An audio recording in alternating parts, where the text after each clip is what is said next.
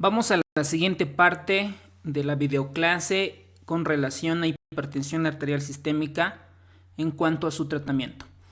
Antes de hacer un tratamiento, nosotros debemos hacer el diagnóstico haciendo una serie de anamnesis en el paciente, para el cual nosotros debemos confirmar el diagnóstico.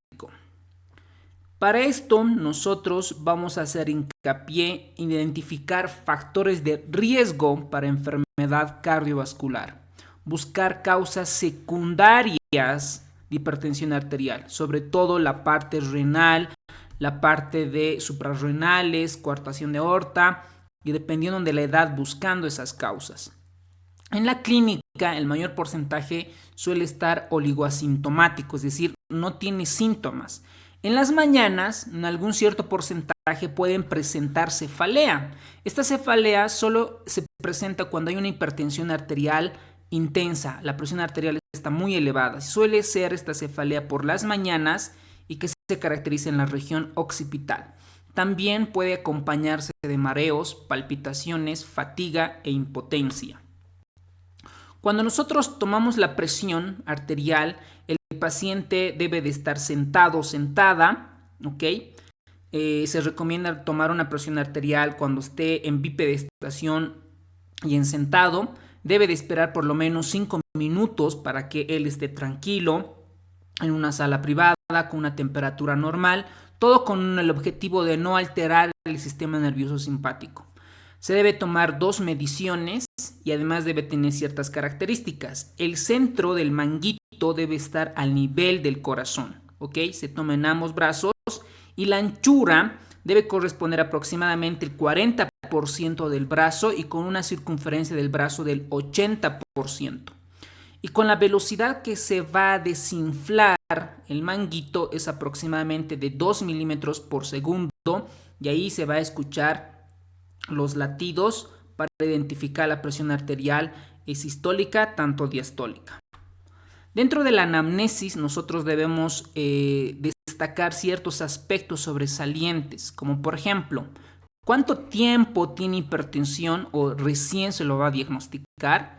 ¿Qué tratamientos previos está tomando? ¿O cómo está su vida cotidiana? ¿Cómo está el estilo de vida? ¿Cómo está la dieta? ¿Cómo están los aspectos psicosociales? ¿Cómo está en cambio su peso? ¿Cómo está su último laboratorio en cuanto a los lípidos? ¿Cómo está en la parte del tabaquismo, diabetes y la inactividad física? Dentro de las manifestaciones de hipertensión secundaria, nosotros debemos buscar antecedentes de nefropatías, ¿ok? O alguna alteración que el paciente reporte en cuanto a la función renal, a la debilidad muscular. ¿Por qué en un paciente yo voy a buscar debilidad muscular? Voy a tratar de encontrar clínicamente si existe hipocalemia, porque la hipocalemia clínicamente se manifiesta por debilidad muscular. ¿Cómo está la crisis de diaforesis? Es decir, estoy evaluando indirectamente la función del sistema nervioso simpático. Lo mismo con las palpitaciones y los temblores. ¿Cómo está en el sueño? ¿Hay ronquidos? ¿Hay sospecha de apnea obstructiva del sueño? ¿Cómo está la somnolencia diurna? Para ver sospechando algún tipo de eritrocitosis, síntomas con hipotiroidismo, hipertiroidismo, uso de fármacos que puedan intensificar la presión arterial o tenemos algún daño ya en órganos como por ejemplo en un ataque isquémico que tenga alguna secuela, hemiplegia, paraplegia, que tenga alguna ceguera transitoria, angina o que ya haya presentado infarto de miocardio, insuficiencia cardíaca congestiva y cómo está la función sexual. Todos estos datos nos van a orientar qué tan prolongado está la hipertensión, qué consecuencias tuvo la hipertensión y si podemos hacer algún manejo dentro de estos acápites. Ahora, dentro de la exploración peso-talla, se debe medir la presión arterial en ambos brazos, ¿ok? Además, se debe tomar una presión arterial en las extremidades pélvicas, sobre todo antes de los 30 años. ¿Por qué? Siempre la pregunta es ¿por qué? La pregunta es acá para descartar si hay alguna anormalidad, sospechando coartación de aorta, por ejemplo. Debemos examinar la frecuencia cardíaca, porque si está con taquicardia sinusal, etcétera, podemos sospechar alguna patología, está con fiebre, con hipertiroidismo y demás. Debemos evaluar el fondo de ojo porque es el único lugar en el fondo de ojo donde podemos evidenciar los capilares, las arteriolas, las vénulas. Estos podemos encontrar cruces arteriovenosos, hemorragias o exudados o papiledema incluso. También se ausculta se ausculta la región del cuello, en el corazón para identificar soplos. Se debe identificar los ruidos cardíacos, buscar signos de falla cardíaca y un buen examen neurológico. Una vez que nosotros hayamos tomado la presión arterial, hayamos confirmado, hayamos hecho un examen físico como se debe solicitar exámenes complementarios. Para esto, por ejemplo, para evaluar riñones, por supuesto que voy a solicitar la creatinina y el NUS. También un examen general de orina, sobre todo para buscar albúmina. Si hay pérdida de proteínas por la albúmina, sospechando que tenga una nefropatía incipiente. En la parte de endocrino, solicitar electrolitos, sodio, potasio, calcio. Y si amerita la clínica, solicitar la hormona TSH, T3, T4. Dentro del metabolismo, por supuesto, está la glucemia, el azúcar en ayunas, el perfil lipídico, el colesterol total, HDL, LDL, triglicéridos y otros valores como un hemograma y sobre todo el electrocardiograma. El electrocardiograma nos va a ayudar a identificar si tiene hipertrofia del ventrículo izquierdo, si tiene alguna normalidad en la conducción, etc. Hasta ahí es todo nuestro abordaje en un paciente con hipertensión y vamos acá con nuestra primera pregunta. Dice: un paciente que inició tratamiento antihipertensivo hace 5 años, normalmente los antihipertensivos se evalúan 2 a un poquito más, 5 años tal vez más, para ver si realmente disminuye alguna de estas consecuencias que ya vimos en las videoclases previas.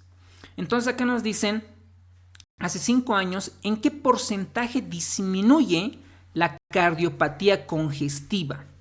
O sea, si yo tengo un tratamiento, ya llevo 5 años, ¿qué tanto me voy a proteger de la falla cardíaca congestiva?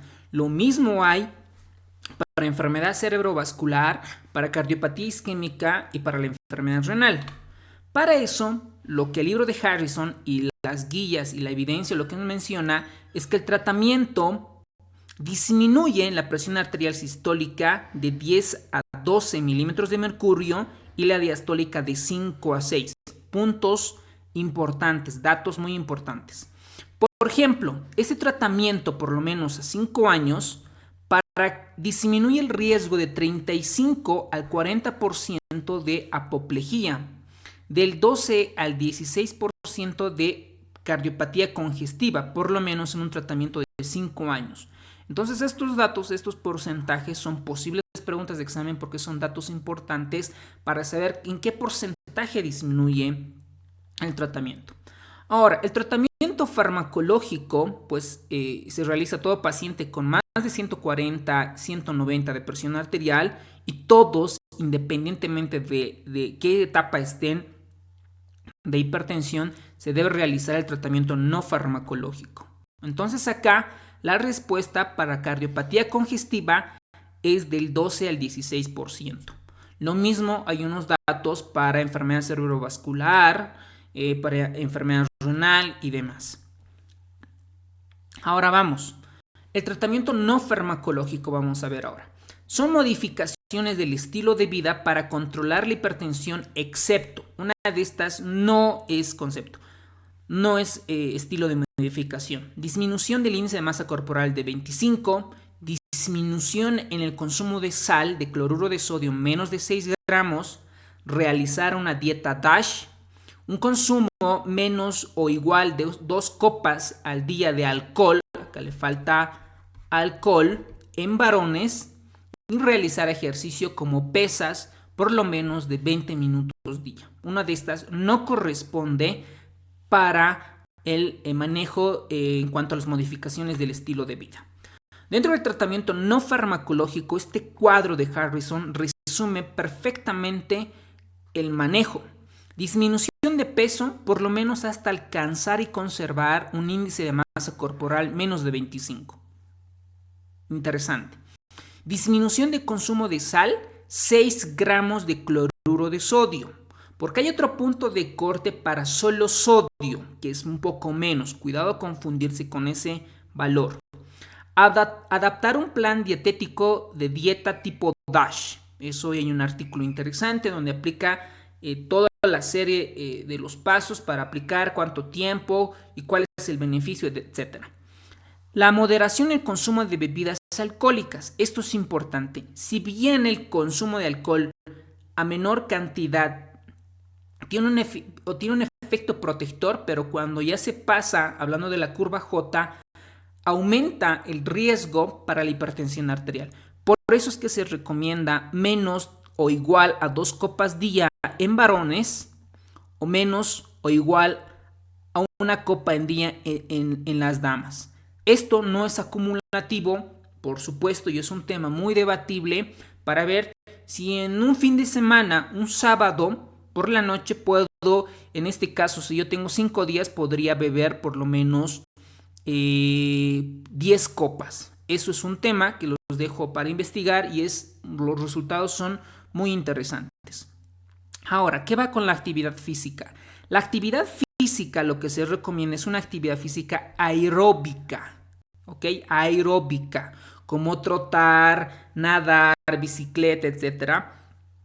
Y lo que nos recomienda es la marcha acelerada, ¿ok? Marcha acelerada que consta de 30 minutos al día, mínimo 30 minutos al día. Pero acá no dice si va a ser 3 días a la semana, 5 días a la semana. Lo que se recomienda por lo menos son 5 días a la semana, ¿ok? Ahora, obviamente, si es 6, 7 días, más. Hay algunos textos, algunas referencias que van a encontrar como 3, 4, pero dependiendo cuál es la referencia bibliográfica que ustedes hayan revisado.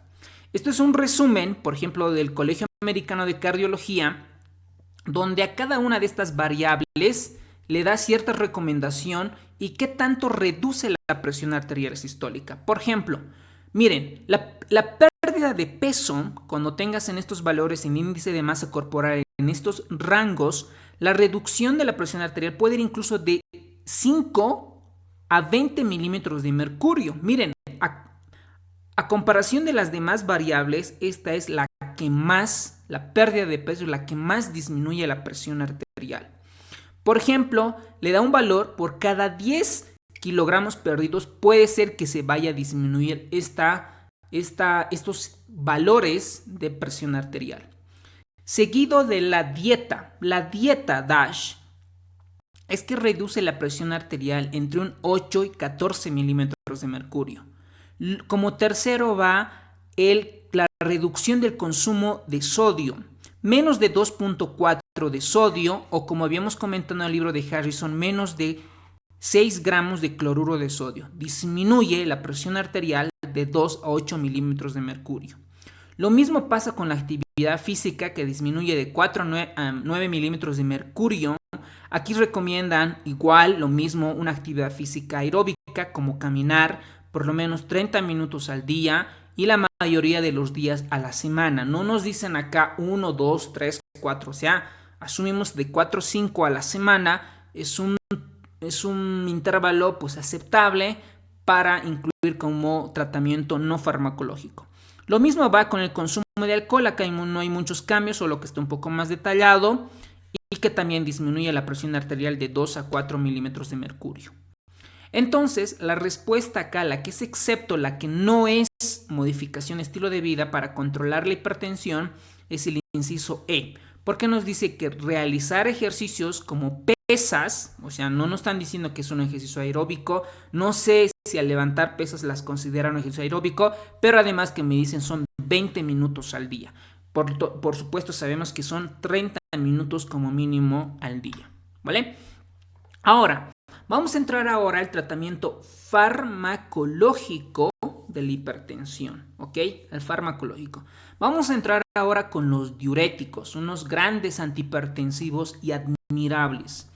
Por ejemplo, los efectos adversos de la hidroclorotiazidia es la hipocalemia, la resistencia a la insulina y mayor nivel de colesterol. ¿Será cierto o es correcto?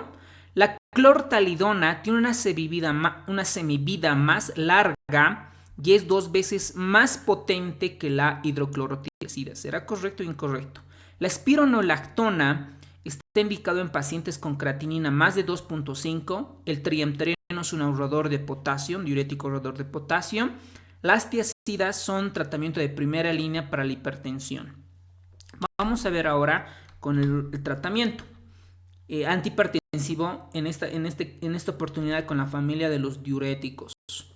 Vamos a entrar a los tiazídicos, en su gran representante la hidroclorotiazida, ¿no? Es un diurético que inhibe la bomba de sodio-cloro en el túbulo contorneado distal, por lo tanto elimina el sodio, y sabemos que al eliminar sodio elimina agua, elimina el volumen intravascular, disminuye la presión arterial.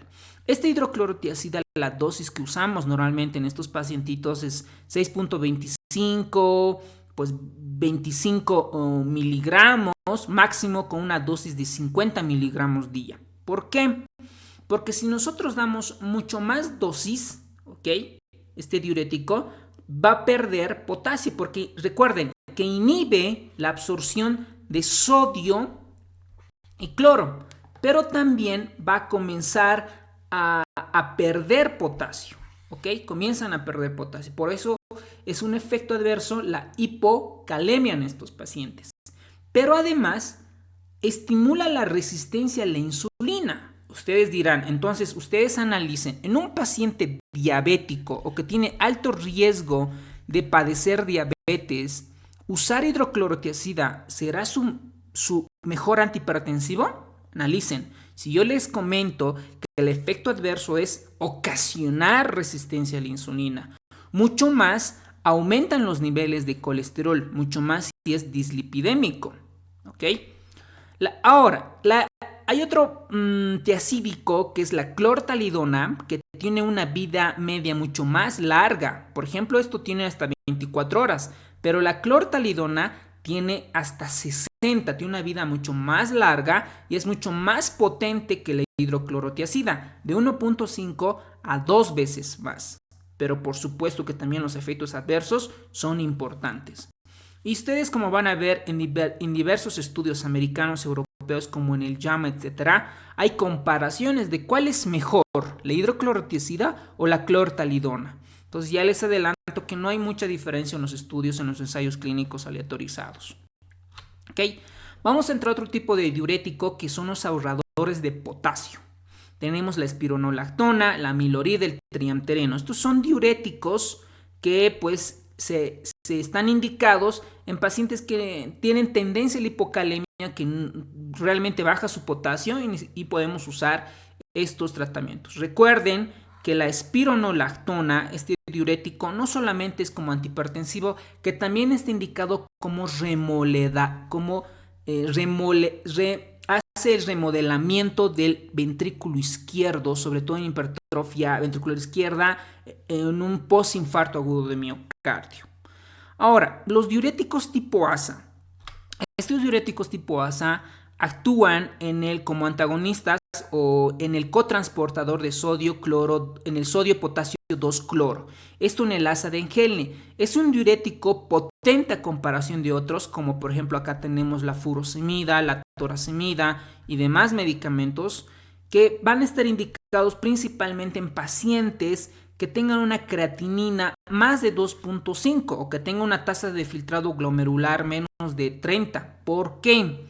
Porque si a estos pacientes, por ejemplo, le doy un diurético ahorrador de potasio, lo que va a hacer es que va a mantener el potasio plasmático, y sabemos que en un paciente con lesión renal, con creatinina más de 0.5 o tasa de filtrado menos de 30, este potasio se puede disparar y podemos tener una hipercalemia que puede llevarnos a arritmias cardíacas importantes. Por eso es que los diuréticos de ASA están indicados en los pacientes con disfunción renal, es decir, con lesión renal aguda. Mucho más si el paciente tiene aún falla cardíaca congestiva y que tenga tendencia a la edema, porque nosotros queremos eliminar el líquido. Bueno, aquí tenemos un esquema en donde la nefrona tenemos el túbulo contorneado proximal, el ASA de Henle, su rama ascendente, túbulo contorneado distal, el sistema de tubo colector. Y ustedes saben que acá en la parte distal tenemos ahí el cotransportador sin porte, ¿ok? El sodio-cloro, donde ahí los diuréticos tiacídicos actúan, ¿ok? Como antagonistas. Luego tenemos los diuréticos ahorradores de potasio y los diuréticos tipo ASA. ¿Por qué tipo ASA? Pues porque están en la ASA, en la parte de la nefrona de la rama ascendente gruesa, que estos van a inhibir la absorción de sodio, potasio 2-cloro. Los inhibidores de la anhidrasa carbónica no se usan en este contexto, sobre todo, por ejemplo, la cetazolamida están indicados en alcalosis metabólica. Nada más para recordar en cuanto a los diuréticos. Por ejemplo, acá tenemos un cuadro interesante que nos da Harrison y resume todos estos componentes. Por ejemplo, las tiacidas, hidroclorotiacida y clortalidona. Sabemos que la clortalidona es mucho más potente que la hidroclorotiacida. Aquí tenemos las dosis, ¿ok? Además, las contraindicaciones de las tiacidas, recordemos que dan resistencia a la insulina, es decir, un paciente que tiene tendencia a la diabetes o tiene diabetes, este antihipertensivo no es lo indicado, mucho más si tiene dislipidemia, hiperuricemia, gota o hipocalemia. ¿Ok? Entonces, ojo con esto. Los diuréticos tipo ASA, tenemos ahí la furosemida, la toracemida, el ácido etacrínico. Aquí tenemos las dosis, nosotros usamos 20 miligramos cada 6 horas, cada 8 horas, dependiendo del contexto. Otras indicaciones es la falla cardíaca por disfunción sistólica, obviamente cuando está descompensada porque están reteniendo líquidos. En la insuficiencia renal, todavía está orinando todavía, ¿ok? Para sacar el líquido.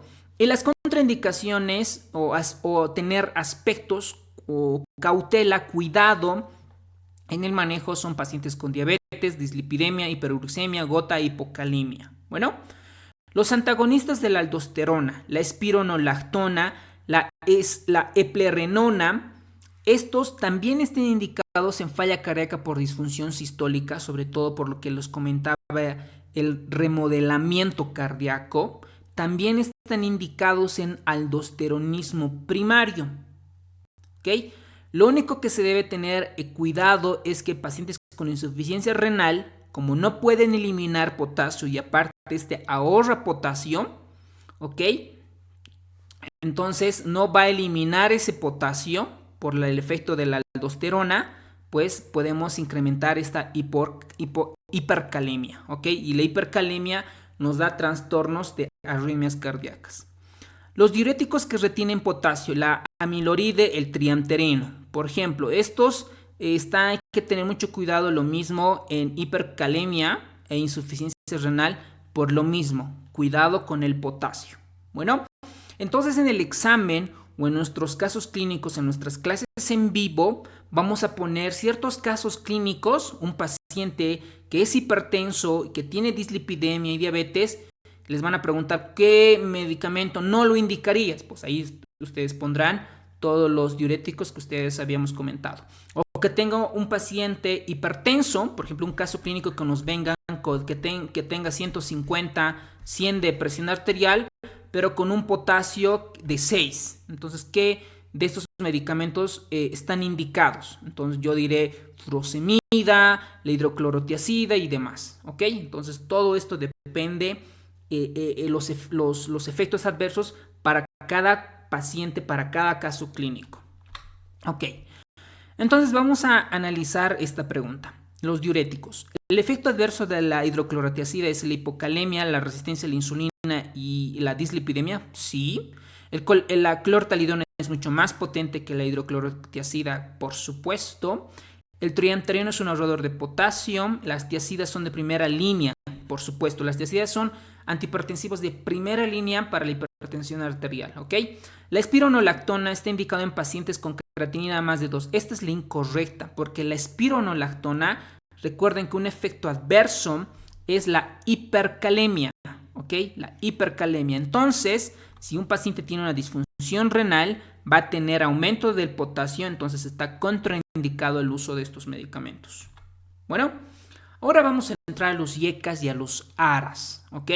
Sabemos que hay pacientes, por ejemplo, que responden bien antagonizando el sistema renina-angiotensina-aldosterona y estos antihipertensivos van de ideal. Por ejemplo, vamos a ver, los IECAS elevan las concentraciones de bradicinina. Los IECAS menos del 1% presentan angioedema. Los ARES están contraindicados en lesión renal aguda. El alisquiren está contraindicado en el embarazo. Los IECAS favorecen la fibrosis de miocardio. Bueno, vamos a ver a los IECAS y a los ARAS. Los IECAS son inhibidores de la enzima convertidora de angiotensina. Disminuyen la angiotensina 2, que es el potente vasoconstrictor. Pero no es lo único. También aumentan los niveles de bradicinina, es decir, la vasodilatación. Aminoran la actividad del sistema nervioso simpático, pero tiene efectos adversos, como todo, ¿ok? Como todo, nada es perfecto. El 15% presenta tos seca, ¿ok?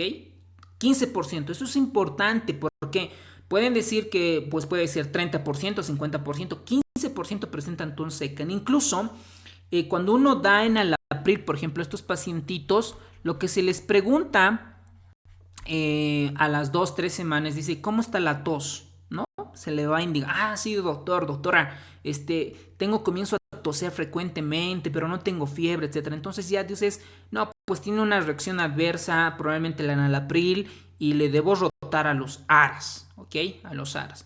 Menos del 1% más bien presentan angioedema, ¿ok? Menos del 1%.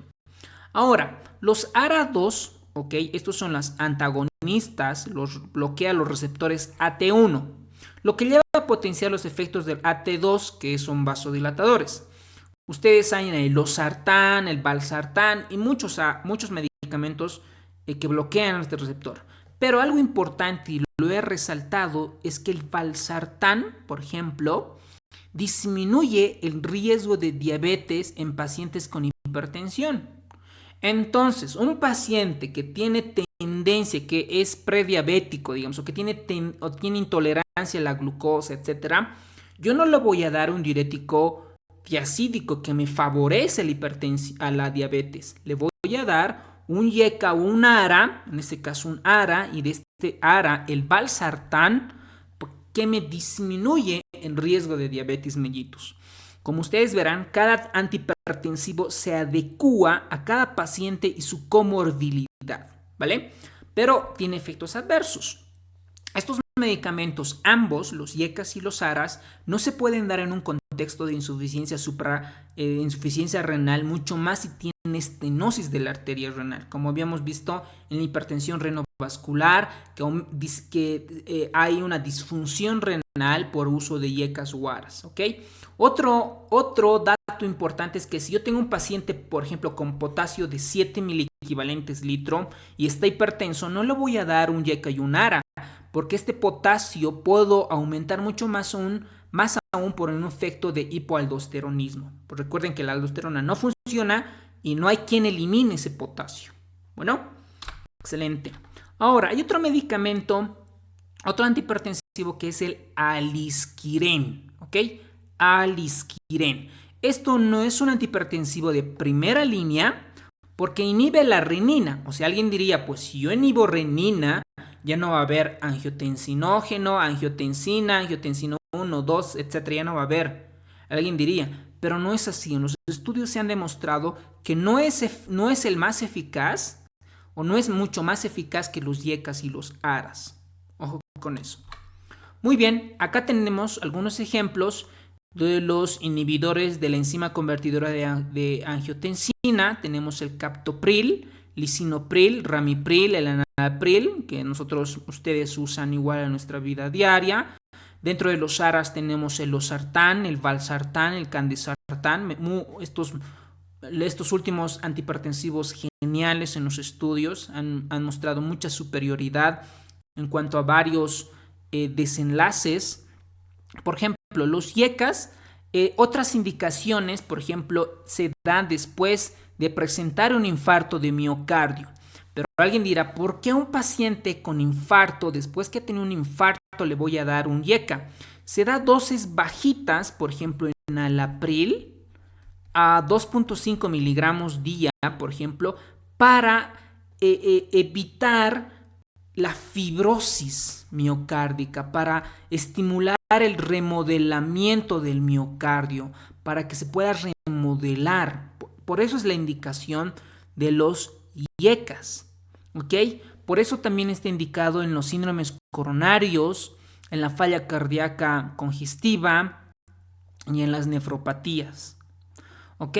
No se debe tener cuidado, cautela, precaución cuando tenemos una lesión renal aguda.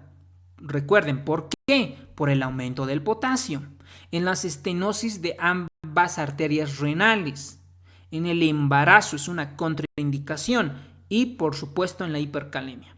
Lo mismo va con los ARAS, ¿ok? En la insuficiencia renal, estenosis de arterias renales e hiperpotasemia, ¿ok? Los inhibidores de la renina como el alisquiren tiene otra indicación, sobre todo para la nefropatía diabética y está contraindicado en el embarazo, ¿ok?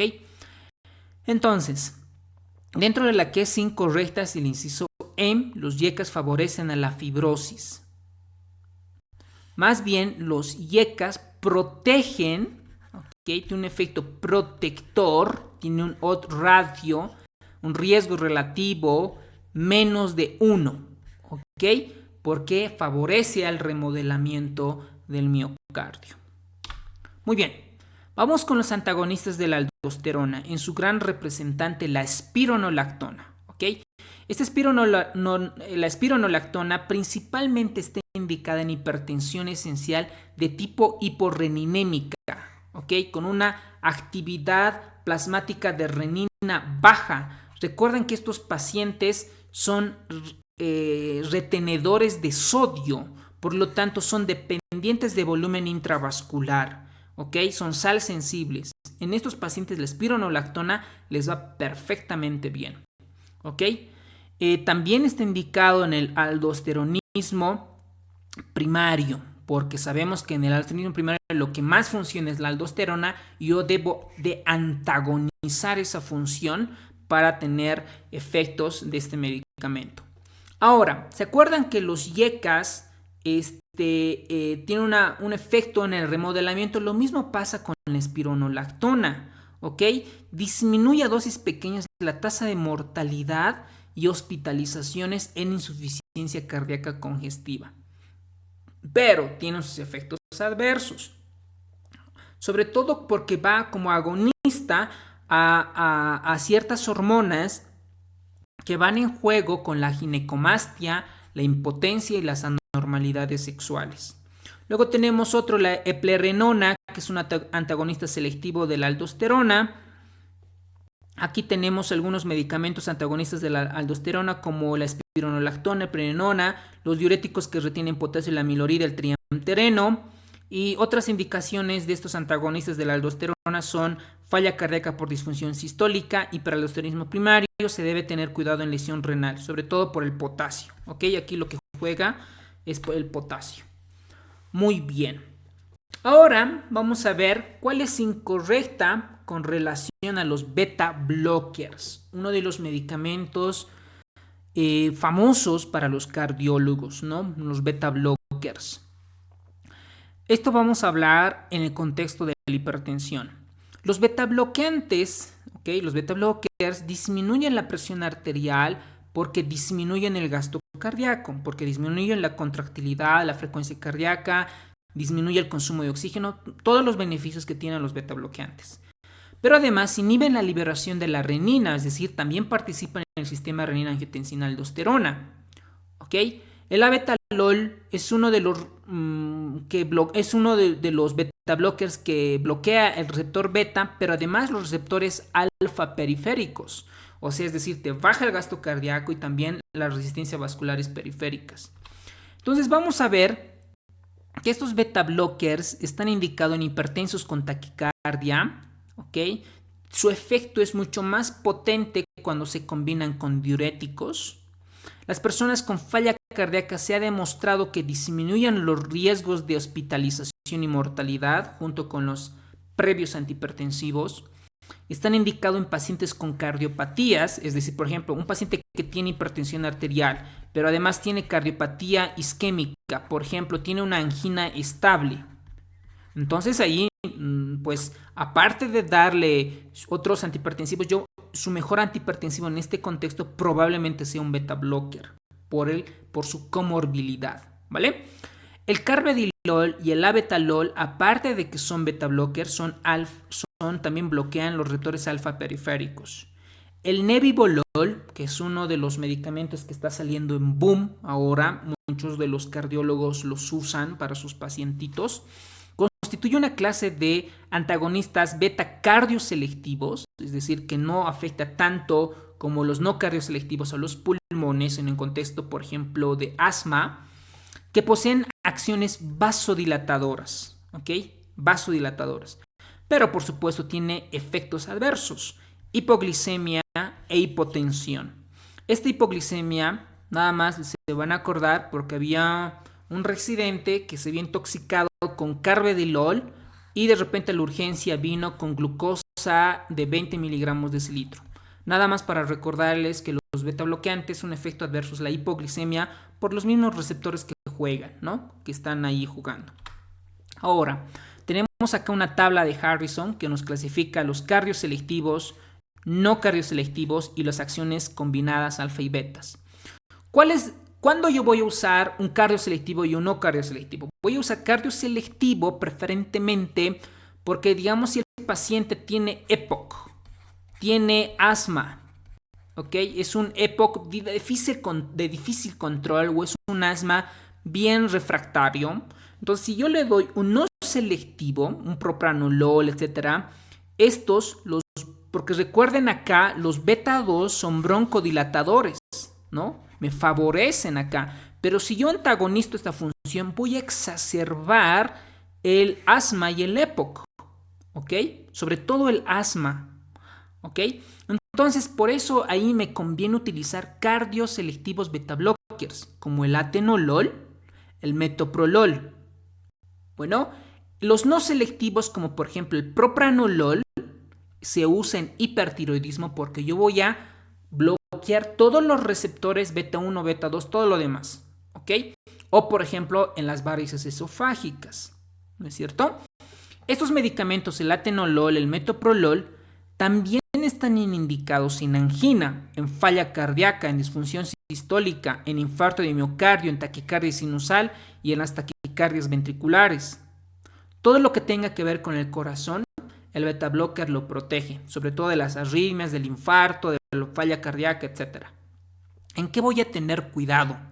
Como les había comentado, en el asma, en el EPOC, porque estoy antagonizando los receptores beta 2, en el bloqueo de segundo y tercer grado, por supuesto. Esta beta blocker habíamos dicho que disminuye la frecuencia cardíaca. Si yo tengo un paciente con un bloqueo auriculoventricular de tercer grado y por supuesto su frecuencia cardíaca va a estar en 30, si yo le doy a este paciente un beta blocker, por supuesto que lo voy a tronar, lo voy a llevar a un choque cardiogénico con frecuencia cardíaca de 10. Entonces, ojo con eso, ¿ok? Ahora, hay beta blockers que también bloquean los receptores alfa, ¿no? Pero tienen más efecto beta, pero además alfa, como el labetalol y el carvedilol. Nosotros el labetalol lo usamos sobre todo para la parte intravenosa, para las crisis hipertensivas, ¿no? Para cuando tengamos un evento cerebrovascular de tipo hemorrágico y necesitas bajar la presión arterial lo más rápido posible, ahí usamos endovenoso. El carvedilol viene en comprimidos, ¿no? En pastillitas pequeñas, y estos están indicados sobre todo en pacientes que hayan tenido un infarto de miocardio o falla cardíaca congestiva. Ok, entonces la incorrecta acá es que no disminuye la mortalidad de insuficiencia cardíaca. El beta blocker es uno de los medicamentos pilares de falla cardíaca que disminuyen mortalidad y morbilidad y hospitalizaciones. Bueno, ya vamos a entrar ahora a medicamentos de segunda línea, ¿ok? Los primera línea me hemos mostrado los diuréticos tiazídicos, los IECAs, los ARAs, los beta bloques para el colegio, para los europeos, no tanto así para los americanos, pero para nosotros siguen antihipertensivos de primera línea. Ahora vamos a entrar a otros antihipertensivos que por fisiopatología, es decir, por teoría, sí baja la presión arterial y lo baja.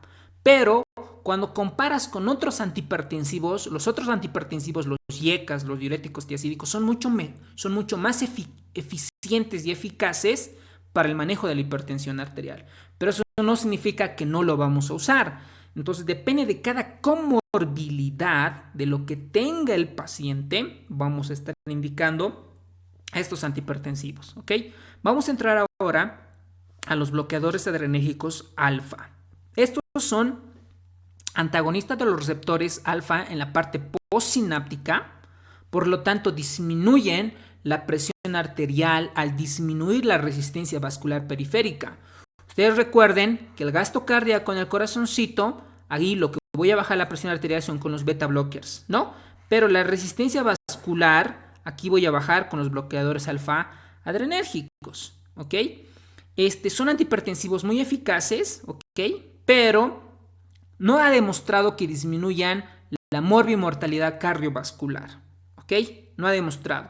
Pues asumimos que probablemente no afecta al corazón, ¿no? Podría ser una explicación fisiopatológica, pero sí tiene indicaciones claras, como por ejemplo en un feocromocitoma. Tiene una indicación clara el uso de estos medicamentos. Un paciente que es hipertenso, pero además tiene hipertrofia benigna de próstata, que tiene una uropatía obstructiva, no puede orinar, etcétera, para mejorar a este componente de la comorbilidad también están indicados estos medicamentos, sobre todo la terazocina y la prazosin, que son medicamentos que usamos para esta patología, ¿no es cierto? Entonces, dentro de estos tenemos los antagonistas selectivos, ¿ok?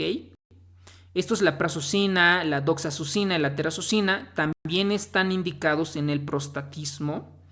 Y los no selectivos, la fenoxibenzamina, pregunta de examen, le vamos a poner acá una estrellita, para el feocromocitoma. El feocromocitoma, recuerden que no es nada más un tumor de la médula suprarrenal que produce catecolaminas, produce encefalea, de repente trastornos psiquiátricos y se puede manifestar con una crisis hipertensiva. ¿Ok? Vamos ahora con los simpaticolíticos. Recuerden, había los alfa-1 que producían vasoconstricción a nivel postsináptico y habían agonistas alfa-2, estos ya es a nivel central, sistema nervioso central, que disminuye la resistencia periférica al inhibir la respuesta simpática centrífuga. Recuerden, ¿no es cierto? Entonces ahí tenemos agonistas contra el alfa-2, ¿ok? Sobre todo en la parte presináptica. Ahí tenemos la clonidina, el parche de clonidina, la metildopa, ustedes que usamos mucho para casos de embarazo, la reserpina, la guanfacina, que son simpaticolíticos de acción central.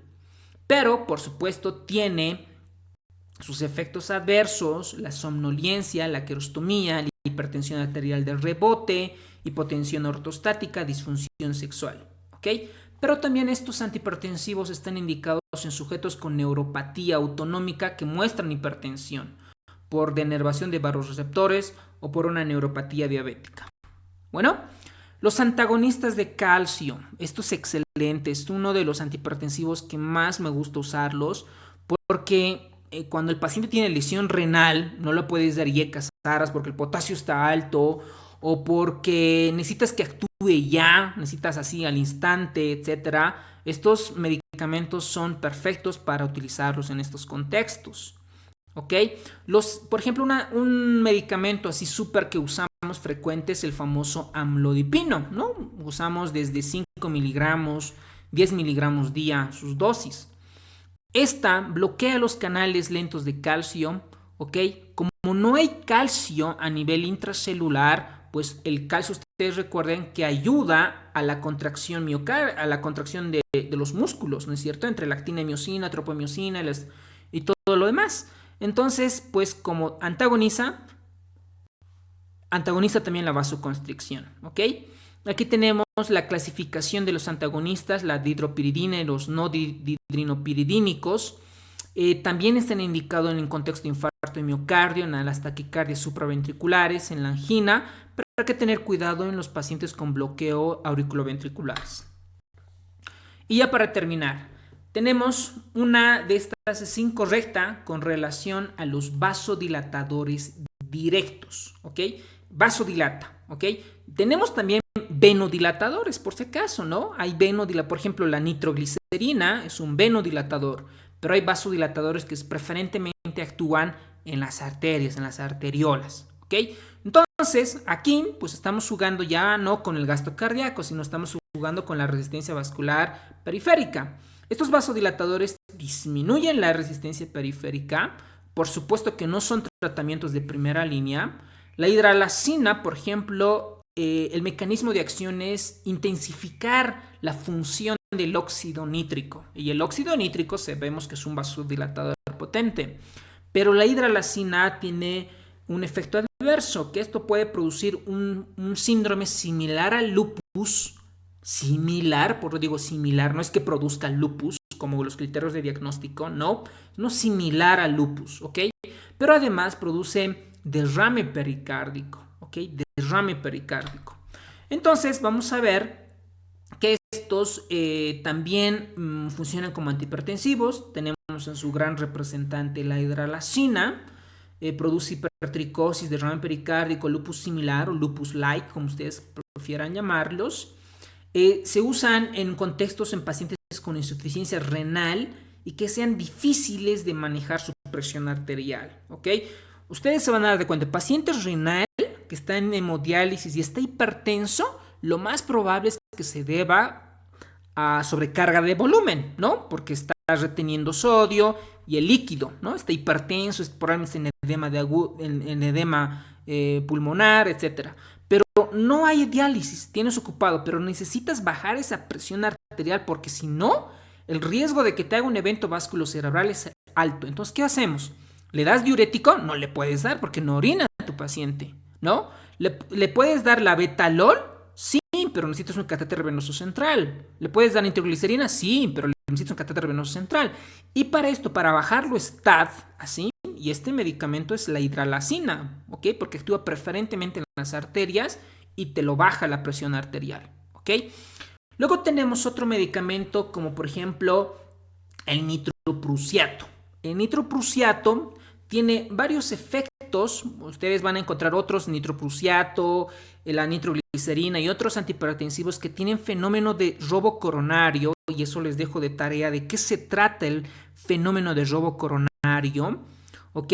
Nada más les voy a comentar acá que el nitroprusiato está indicado en hipertensión maligna, ¿ok? Además en falla ventricular izquierda con tendencia a la hipertensión, ¿ok? Porque cuando falla el ventrículo izquierdo, el líquido ya no va anterogradamente, retrocede. ¿Y dónde retrocede? Hacia los pulmones. Y por lo tanto va a tener un edema pulmonar de tipo cardiogénico. Y si el paciente incluso está en este contexto hipertenso, nosotros indicamos nitroprusiato para que baje esta presión arterial y esté indicado, ¿ok? No podemos dar en falla ventricular derecha, ojo con esto, porque el ventrículo derecho, al contrario del izquierdo, el ventrículo derecho responde mejor a precarga que a comparación del ventrículo izquierdo. Ojo con eso, ¿ok?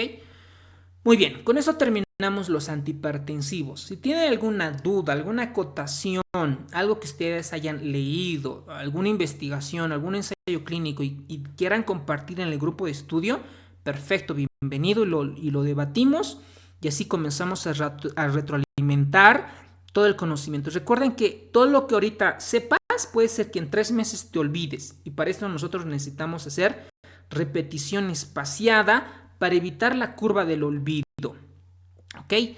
Ahora, entre los objetivos del tratamiento, ok, mi paciente viene con 150-90.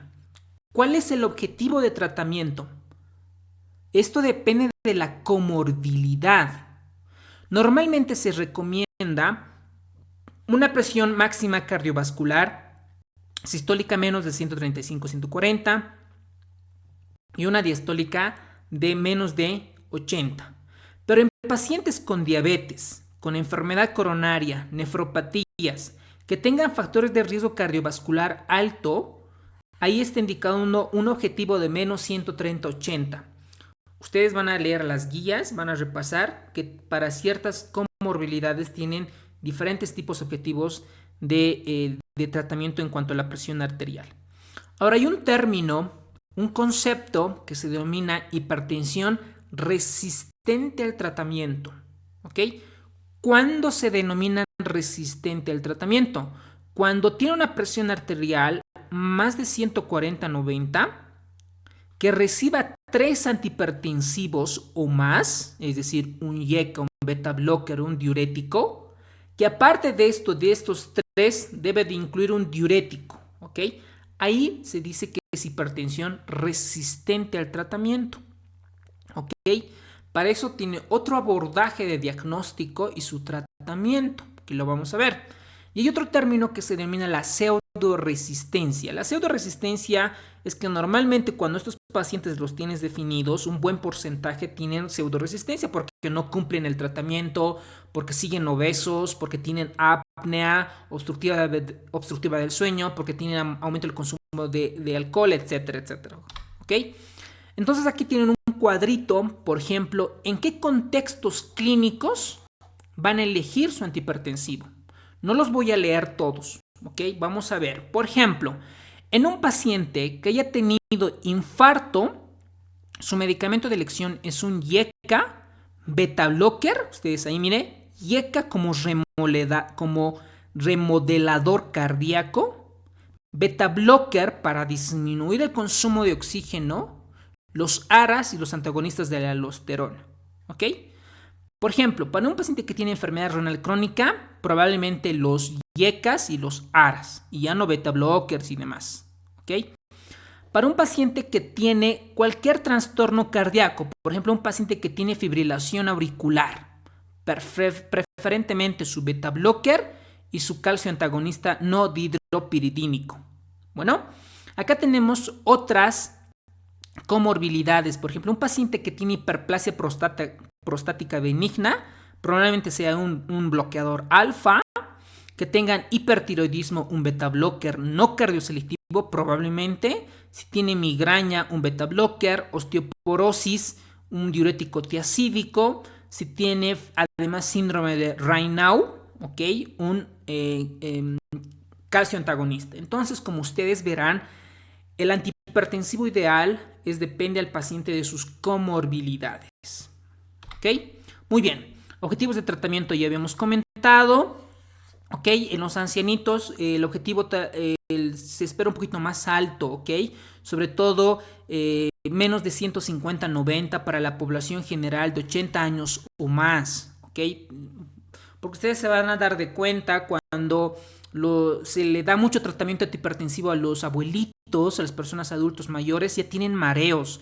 Y cuando ya tienen mareos se caen. Y al caerse se fracturan la cadera, tienen muchas fracturas, etc. Es lo que uno ve en las emergencias, en medicina interna, en cardiología y todo lo demás, ¿no? Entonces, por eso son recomendaciones importantes de tomarlo en cuenta.